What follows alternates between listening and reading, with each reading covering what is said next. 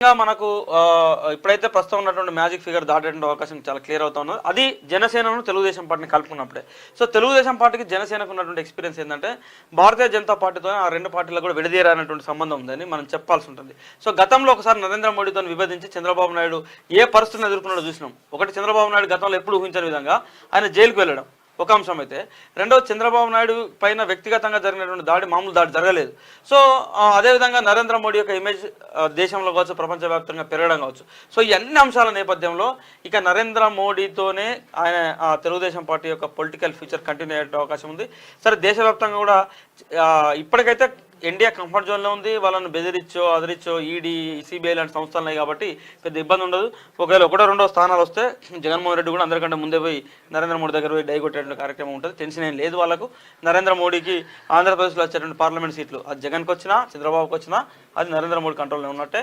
So దాంతోపాటు ఇక మిగిలినటువంటి వాళ్ళు ఎవరైతే ఉన్నారో, ఇప్పుడు బెంగాల్లో మమతా బెనర్జీ ఉన్నది, ఆమె దగ్గర 22 ఎంపీ సీట్లు ఉంటాయి. సో అటువంటి వాళ్ళు ఎటువంటి నిర్ణయాలు తీసుకుంటారు అనేది కొన్ని అంశాలపై ఆధారపడి ఉంటుంది. దాంతోపాటు దేశవ్యాప్తంగా మిగిలిన ప్రాంతీయ పార్టీలు, ఇప్పుడు మహారాష్ట్రలో శరద్ పవార్ పార్టీకి 10 సీట్లు వస్తున్నాయి, తర్వాత శివసేనకు 10 సీట్లు వస్తూ ఉన్నాయి, ఇది ఉద్ధవ్ ఠాక్రే నేతృత్వంలో. సో ఇవన్నీ పార్టీలు ప్రస్తుతానికి అయితే ఇండియాలో కంటిన్యూ అవుతూ ఉన్నాయి. ఆమ్ ఆద్మీ పార్టీ పంజాబ్లో ఎటువంటి ఫలితం రాబట్టబోతుందని చూడాల్సి ఉంటుంది. సో ఇట్లా ఇవన్నీ కూడా మనకు ఉంది కాబట్టి ఇప్పుడు 223, 225 సీట్లకు ఒకవేళ ఇండియా కూటమి చేరుకున్నా అధికారం చేపట్టాలంటే వాళ్ళకు మరొక 40-50 సీట్లు తక్కువ పడతాయి. సో 40-50 సీట్లు వాళ్ళు ఇండియా కూటమికి సంబంధించి జమ చేయడం అనేది చాలా ఇబ్బందిగా ఉండొచ్చు. ఒకవేళ భారతీయ జనతా పార్టీ సొంతంగానే నీకు 200 మార్కు దాటింది కాబట్టి సో భారతీయ జనతా పార్టీకి పెద్ద ఇబ్బంది కాకపోవచ్చు. చూడాలి ఫైనల్ గేమ్ ప్రిడిక్షన్. ఇప్పుడు ఆల్మోస్ట్ 298 ఇండియా కూటమి 300 ఖచ్చితంగా దాటుతాయి. సరే, 300 దాటకపోయినా 275 కదా మ్యాజిక్ ఫిగర్. సో పెద్ద ఇబ్బంది ఏం లేదు వాళ్ళకు భారతీయ జనతా పార్టీకి సంబంధించి. మహబూబ్ నగర్ లో మాత్రం దర్శనం వస్తుంది.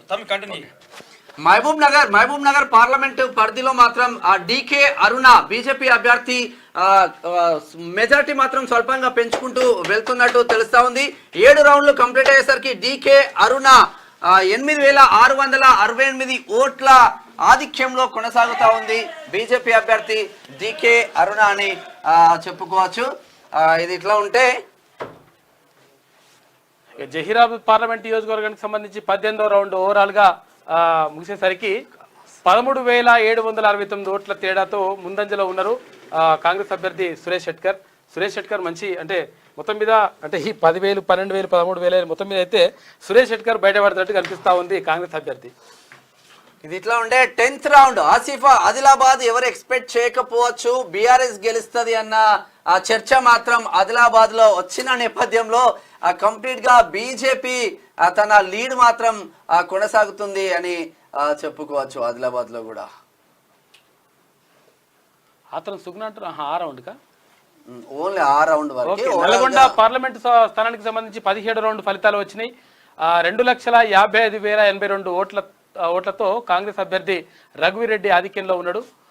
కాంగ్రెస్ అభ్యర్థికి 3,78,649 ఓట్లు వస్తే, ఇక భారతీయ జనతా పార్టీ అభ్యర్థి 1,23,567 ఓట్లు వచ్చినాయి. ఇక బీఆర్ఎస్ అభ్యర్థికి 1,04,457 ఓట్లు మాత్రమే వచ్చేసినాయి.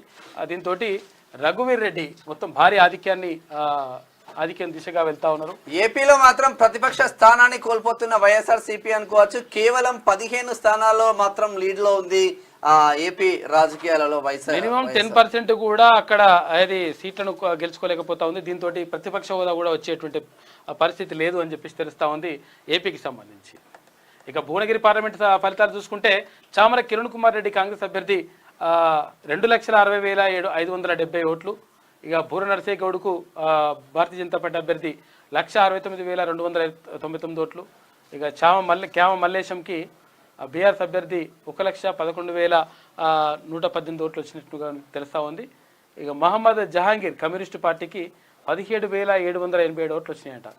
నోటా కూడా చెవెళ్ళ పార్లమెంట్ చూద్దాం. చెవెళ్ళ పార్లమెంట్ లో మాత్రం 4 రౌండ్లు పూర్తయ్యేసరికి బీజేపీ అభ్యర్థి కొండా విశ్వేశ్వరరెడ్డి 53,199 ఓట్ల ఆధిక్యంలో దూసుకుపోతా ఉన్నారు. చెవెళ్ళ కంప్లీట్ గా బీజేపీ వశమైపోయినట్టే చెప్పుకోవచ్చు. ఖమ్మంలో 17వ రౌండ్ లో కాంగ్రెస్ లీడ్ లో ఉంది. 22,221,943 ఓట్లు వచ్చినాయి. ఇక కాంగ్రెస్ అభ్యర్థి రఘురామ్ రెడ్డికి 3,76,881 ఓట్లు వచ్చినాయి.